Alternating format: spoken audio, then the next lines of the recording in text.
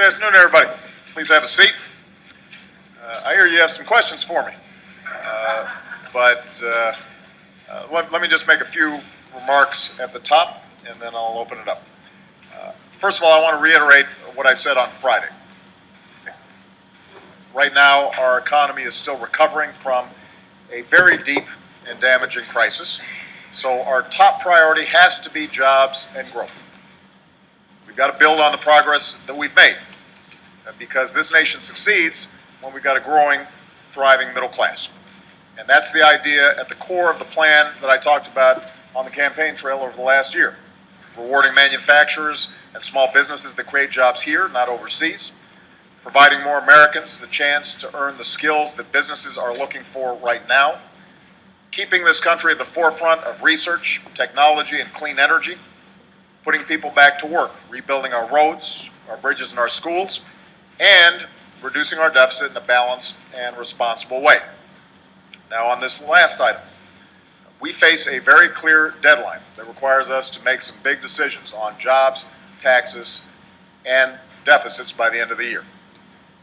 Both parties voted to set this deadline, and I believe that both parties can work together to make these decisions in a balanced and responsible way. Yesterday, I had a chance to meet with labor and civic leaders for their input.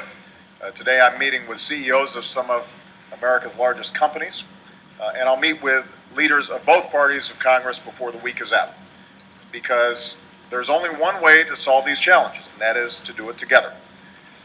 As I've said before, I'm open to compromise and I'm open to new ideas.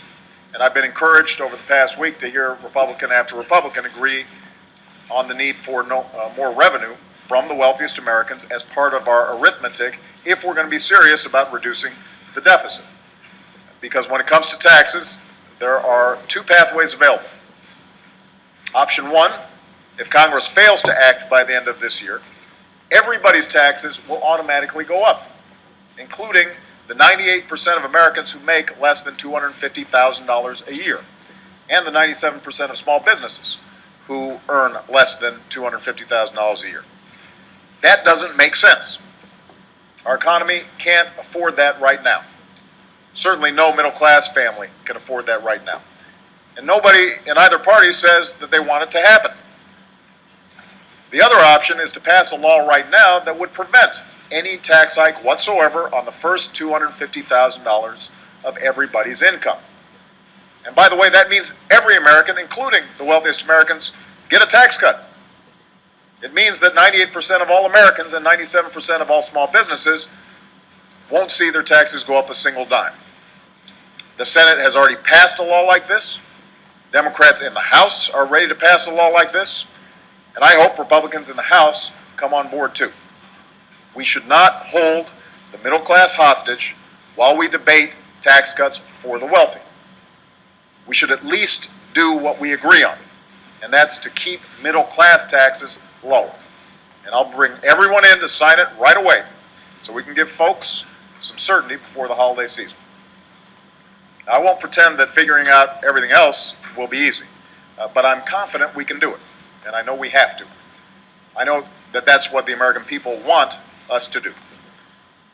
That was the very clear message from the election last week, and that was the message of a letter that I received over the weekend. It came from a man in Tennessee who began by writing that he didn't vote for me, which is okay. But what he said was, even though he didn't give me his vote, he's giving me his support to move this country forward. And he said the same to his Republican representatives in Washington. He said that he'll back each of us, regardless of party, as long as we work together to make life better for all of us. And he made it clear that if we don't make enough progress, he'll be back in touch. So my hope, he wrote, is that we can make progress in light of personal and party principles, special interest groups, and years of business as usual. We've got to work together and put our differences aside. I couldn't say it better myself. That's precisely what I intend to do.